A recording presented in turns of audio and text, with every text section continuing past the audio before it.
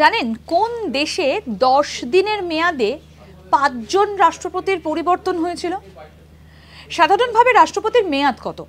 আমাদের ভারতবর্ষের ক্ষেত্রে রাষ্ট্রপতির মেয়াদ হচ্ছে 5 বছর। 5 বছর অন্তর অন্তর রাষ্ট্রপতি নির্বাচিত হন।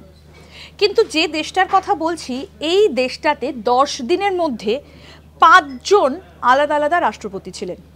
কেন এবং দেশটার নাম কি, সেই বিষয়ে আপনাদেরকে বলবো। শুরুতে দেশটার নাম বলি। দেশটার নাম হচ্ছে আর্জেন্টিনা। এই মুহূর্তে আমরা যে আর্জেন্টিনাকে দেখতে পাই, বিভিন্ন দিক থেকে যথেষ্ট উন্নতি করেছে, কিন্তু এই উন্নতির পথে অনেক প্রতিবন্ধকতা ছিল।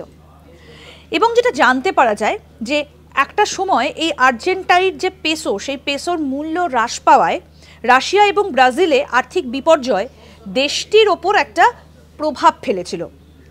আর্জেন্টিনার নিজস্ব অর্থনৈতিক বিপর্যয় দেখা দিয়েছিল 2001 সালে, আর সেই সময় সরকারের পতন হয়, যে কারণে রাষ্ট্রপতি ফার্নান্দো দে লা রুয়া পদত্যাগ করেন এবং পরবর্তী 10 দিনের মধ্যে 4 জন রাষ্ট্রপতি হয়েছিলেন, কিন্তু দেখা যায় যে তারা পদত্যাগ করতে বাধ্য হন।